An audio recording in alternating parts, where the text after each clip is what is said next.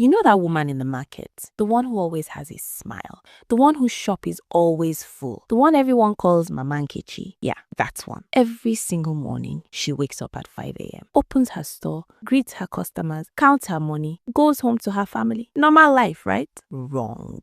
Because in the back room of that store, there's something she touches every day. Something that reminds her of a choice she made 20 years ago. A choice that gave her everything she has now. And that same choice, it could take everything away in one single moment. This is Mama Nkechi's story. And trust me, by the time we're done, you will understand why some secrets don't set you free. They cage you. Let's go. Nkechi was not always Mama Nkechi. 23 years ago, she was just Nkechi Okafor, a slim girl from Umuahia with dreams bigger than her father's yam farm. She wanted to go to university. She wanted to wear suits and carry briefcases. She wanted her name on an office door. But her father had other plans. University is not for girls, he said. I have found you a good husband. The husband was Emeka, 42 years old with a big belly and a bigger bank account. He owned 3 shops in Ariaria Market.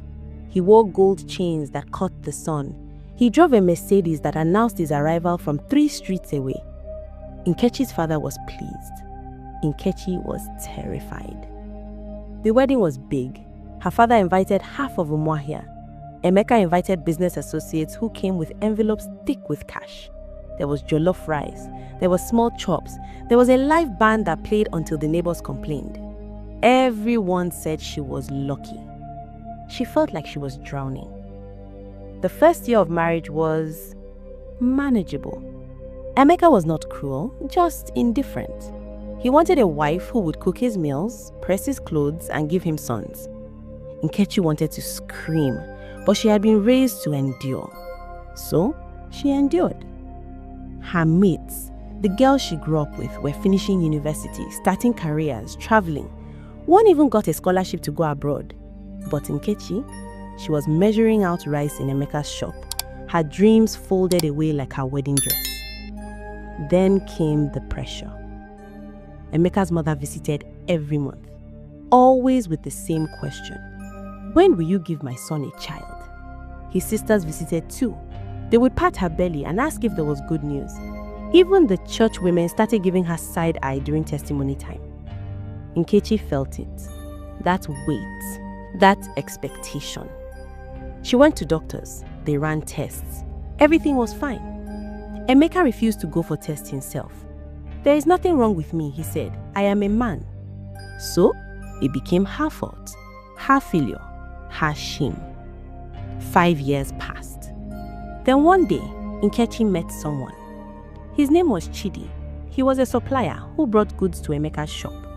Younger than Emeka, kinder than Emeka, he looked at Nkechi like she was a person, not a baby-making machine. They started talking, just talking at first. Then it became more. She knew it was wrong, she knew. But for the first time in 6 years, someone made her feel alive. Someone made her laugh. Someone asked about her dreams. It happened once, just once. 6 weeks later, Nkechi discovered she was pregnant. The news should have brought joy. Instead, it brought terror. She counted backwards, counted forwards, counted again. The timing could work. Emeka would believe the child was his. He had to believe it. When she told Emeka, he lifted her off the ground and spun her around. His mother came and danced in the compound. His sisters brought gifts. The church prayed over her belly. Everyone was so happy. Nkechi smiled and nodded and felt like a fraud. The pregnancy progressed. Every doctor's visit, she held her breath. Every scan, she prayed the baby would look like Emeka. When the baby kicked, she wondered whose eyes he would have. Would he have Chidi's dimples? Would he have Chidi's pointed nose? Would one look at him reveal everything? She gave birth to a boy. Emeka named him Chinedu, God leads. The baby had Emeka's dark complexion, thank God. No dimples, a normal nose. Nkechi breathed again. Chinedu grew. He was a sweet boy, always laughing, always curious. Emeka doted on him, bought him toys from every trip to Lagos, enrolled him in the best nursery school. 2 years later, Nkechi got pregnant again. This time she was sure. This time it was Emeka's. She had a girl, Adana, her father's daughter. Life was good. Emeka opened another shop and put it in Nkechi's name. They moved to a bigger house in a better area. Chidi started primary school. Adana followed him everywhere. From the outside, they were the perfect family. But Nkechi couldn't forget. Late at night, she would watch Chinedu sleep and search his face for traces of Chidi. Every time someone said, "He doesn't look like you or Emeka," her heart would stop. Every time Emeka bragged about my son, she felt like a thief. The guilt lived in her chest like a stone. Then one Tuesday morning, everything changed. Nkechi was arranging goods in her shop when a car pulled up. Not unusual, customers came and went all day. But this car stayed there, engine running, windows up. She ignored it.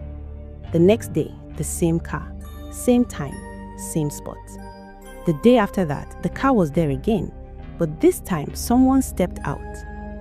It was Chidi. Chidi. After 13 years, there he was, standing in front of her shop like a ghost made flesh. He looked different. Older, obviously. His hairline had receded, he wore glasses now, but it was him. Those same eyes that had looked at her like she mattered, those same hands that had held hers in secret. Nkechi felt her legs go weak. "Good afternoon," he said. His voice was exactly as she remembered. "Good afternoon," she managed. Her own voice sounded strange to her ears. He asked about provisions. "Batteries," he said. He needed batteries. She pointed to the shelf with a shaking hand. He bought 4 packs of AA batteries. Nobody needs 4 packs of AA batteries. He paid, he left. Nkechi told herself it was a coincidence. Aba was not that big. People ran into old acquaintances all the time. It meant nothing. It had to mean nothing. But the next day, he came back. This time, he bought bottled water, 6 bottles. He didn't even have a bag to carry them, just held them awkwardly in his arms as he left. The day after, he bought groundnuts, then chewing gum, then matches. "What do you want?" Nkechi finally whispered on the 5th day. The shop was empty except for them. "Why are you here?" "I want to see my son," Chidi said. The words hit her like a slap. "Your son? Your son? What are you talking about? I don't..." "Nkechi." His voice was gentle but firm. "I did the math. I did it 13 years ago. I know. You know nothing.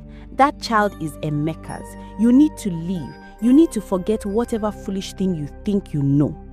"I tried," Chidi said. "I tried to forget. I moved to Port Harcourt. I got married. I had 2 daughters. I built a whole life. But I couldn't forget.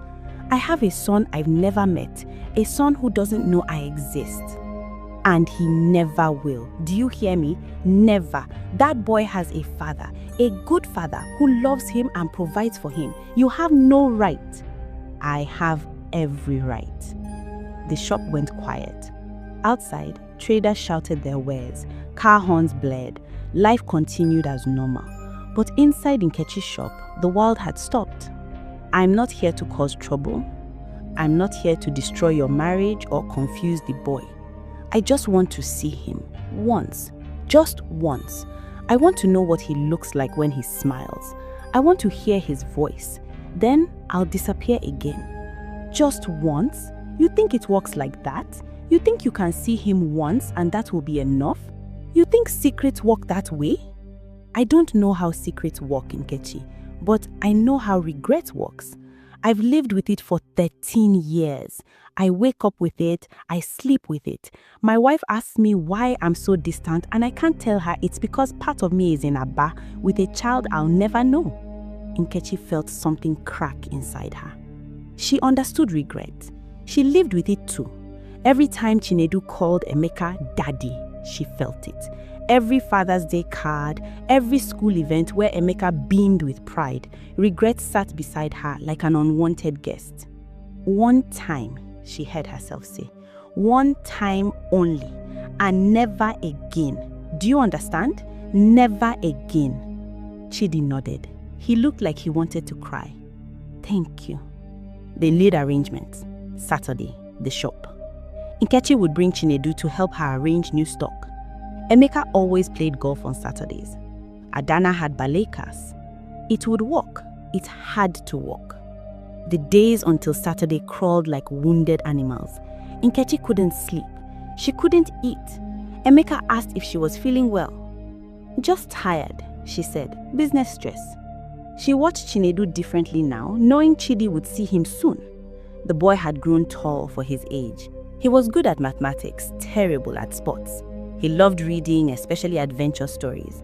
He was kind to his sister, respectful to his parents. He was a good boy. Would Chidi see himself in him? Saturday came with bright sunshine that felt like mockery.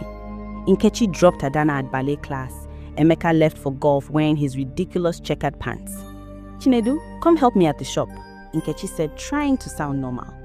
But Mama, I wanted to play PlayStation. Now, Chinedu. The boy grumbled but followed her. He had no idea that today he would meet his real father. No idea that his whole life was built on a lie. The innocent killed her. They reached the shop. Nkechi busied herself with arranging goods, her hands shaking so badly she nearly dropped a bottle of vegetable oil. Chinedu played with his phone in the corner. 9:47 a.m. Chidi said he'd come at 10. 9:53, 6 minutes. 9:58, 2 minutes. At exactly 10 a.m., a car pulled up. Chidi stepped out. He wore a simple shirt and jeans. He looked nervous. His hands were shaking too. Their eyes met. Then Chidi looked past her and his face changed. Everything about him changed. He was looking at Chinedu. Good morning, sir, Chinedu said, barely looking up from his phone. Good morning, Chidi whispered. Chinedu, this is an old friend, Uncle Chidi. He used to supply goods to your father's shop. Oh, cool. Back to the phone. What are you playing? Chidi asked, moving closer. Just a game, Subway Surfers. Can I see? Chinedu showed him. Then they started talking about games, then school, then football. Chinedu supported Arsenal, Chidi supported Chelsea. They argued good-naturedly about last week's match. Nkechi watched them, father and son, together for the first time, together for the last time. They had the same laugh. How had she never noticed? That same way of throwing their head back, the same habit of adjusting glasses that weren't there. Chinedu did it even though he didn't wear glasses. Genetics were a stubborn thing. 20 minutes passed, then 30, then 45. Uncle Chidi, I need to go, Nkechi finally said. We have things to do. Chidi stood up slowly. He looked at Chinedu like he was trying to photograph him with his eyes. Memorize every detail, every feature, every mannerism. It was nice meeting you, Chinedu, he said. You too, Uncle Chidi. You are cool, not like my dad's other boring friends. Chidi smiled. It was the saddest smile Nkechi had ever seen. He left, got in his car, drove away. Nkechi breathed out. It was over. The secret was still safe. That night at dinner, everything seemed normal. Emeka talked about his golf game, Adana demonstrated her new ballet moves, Chinedu asked for money to buy a new game. Normal. Safe. Secret still buried. But on Monday morning, when Nkechi opened her shop, there was an envelope on the floor. Someone had slipped it under the door. Inside was a single photograph. It was Chidi, 13 years younger, standing next to Nkechi, holding hands, laughing. She had forgotten this photo existed. Someone had taken it. Someone who knew them. Someone who was there. On the back of the photograph, written in red ink, I know what you did. Pay 2 million naira or Emeka knows everything. You have 1 week. Nkechi's legs gave out. She sat down hard on the floor of her shop. The photograph shook in her hands. Blackmail.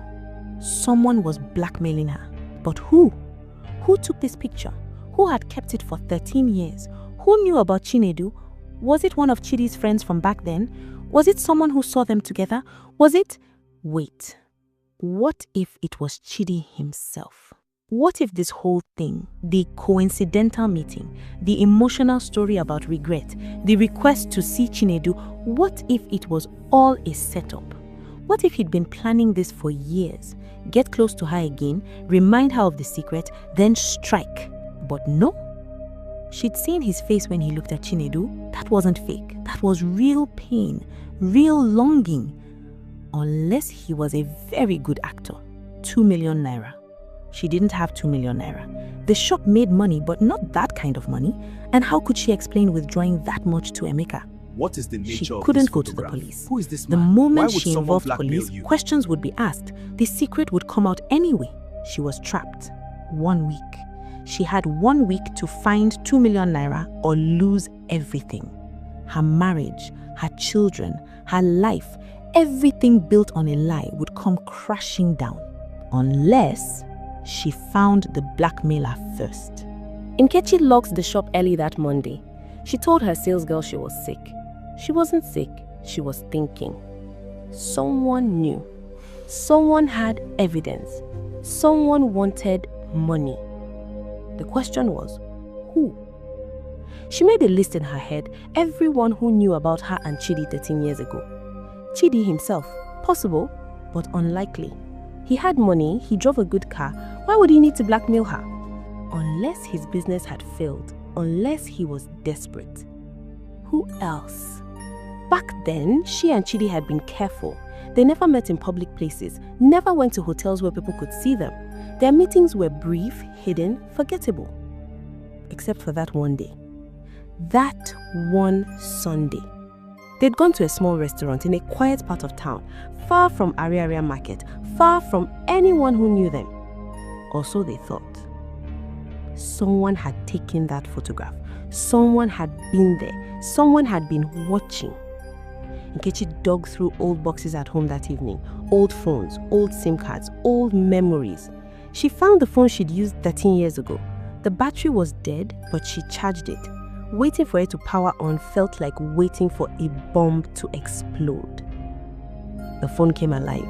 Old messages, old call logs, and there, a number she deleted from her memory but not from the phone. Chidi's old number. She called it. It rang twice. Hello? Chidi's voice. It's me. We need to talk. Now. They met at a busy shopping plaza. Public enough that nothing could happen. Private enough that no one would hear them. Nkechi slammed the photograph on the table between them. Is this you? Are you doing this? Chidi picked up the photograph. His face went pale. Where did you get this? Someone slipped it under my door with a blackmail note. 2 million naira or they tell Emeka everything. Nkechi, I swear to God, this is not me. I would never... Then who? Who took this picture? Who was at that restaurant? Chidi stared at the photograph. I don't... Wait. There was someone, do you remember? A waiter. He kept hovering around our table. I thought he was just being annoying, trying to get a tip. Nkechi remembered. Young guy, early 20s. He'd offered to take their picture. For the lovely couple, he'd said with a smile. They said no. Apparently, he'd taken it anyway. Do you remember what he looked like? Chidi asked. No, it was 13 years ago. Just a face, a young face. He's not young anymore, Chidi said. He's in his 30s now. And he kept this photograph for 13 years, waiting for the right moment to use it. But how did he find me? How did he know where my shop is? He's been watching. Maybe he saw me visit your shop last week. Maybe that triggered his memory. Or maybe, Chidi paused. Maybe he's been watching you all along, waiting for the right time to strike. The thought made Nkechi's skin crawl. 13 years. Someone had been holding this photograph for 13 years, watching her build her life, watching her children grow, waiting. What kind of person does that? We need to find out who he is, Chidi said. That restaurant, is it still there? I don't know. I haven't been to that part of town in years. Let's go check. Now. They drove in silence. The restaurant was in Okbo Hill, a Gara area that had changed completely in 13 years. New buildings, new shops, everything different. The restaurant was gone. In its place was a phone repair shop. "Excuse me," Nkechi asked, the shop owner. "There used to be a restaurant here. Do you know what happened to it?" The man shrugged. "Oh, that place. It's closed down maybe 5-6 years ago. The owner relocated to Port Harcourt, I think." Port Harcourt, where Chidi lived. They looked at each other. The coincidence was too strange. "Do you know anyone who used to work there?" Chidi pressed. The man thought for a moment. "There's a woman, Mama Ejike. She used to cook there. She now sells akara at the junction. Maybe she can help." They found Mama Ejike at her akara stand, a large woman with kind eyes and flour-dusted hands. Yes, I worked at that restaurant for almost 10 years before it closed." "Do you remember this?" Nkechi showed her the photograph. "We're trying to find who took it." Mama Ejike squinted at the photo. "Ah, this one? That was Dubem. Dubem Okole, that boy and his camera. He was always taking pictures of customers, used to irritate the boss." "Where is he now?" "Oh, Dubem is doing well for himself, oh. He has a photography studio now, just near Ariaria Market. You know the plaza beside First Bank? That's where." Near Ariaria Market, near Nkechi's shop. He'd been there all along, watching, waiting. They found the studio easily. Dubem's photography, weddings, portraits, events. The sign read, "Professional, successful, respectable, built on other people's secrets." Nkechi pushed the door open. A bell chimed. Dubem sat behind a desk, editing photos on a computer. He looked up and smiled. "Good afternoon, how can I help?" He stopped. His eyes went from Nkechi to Chidi, back to Nkechi. The smile died. "You," Nkechi said quietly. "I'm sorry, do I know you?" Nkechi slammed the photograph on his desk. 2-million-naira. That's what you want, right? Dubem's face changed. The pretense fell away. He leaned back in his chair and smiled. But this smile was different, calculating, mean. "Actually," he said, "I've been thinking. 2 million is too small. Make it 5 million. 5 million? Are you mad? Where will I get 5 million naira? You are Emeka Okafor's wife. Your husband has money. Plenty money. You people drive big cars, live in big houses. 5 million is nothing to you." "You can't do this," Chidi said. "This is extortion. It's illegal." Dubem laughed, unafraid. "Illegal? You want to talk about illegal? What about adultery? What about paternity fraud? Should we discuss what's illegal?" He opened a drawer and pulled out a folder. Inside were more photographs. Nkechi and Chidi at that restaurant. Different angles, different moments, holding hands, laughing, looking at each other the way married people should look at their spouses. Evidence, irrefutable evidence. "I've been in this business long time," Dubem said. "I take pictures, I keep pictures. You never know when they become valuable. I watched you people that day and I thought, this is interesting.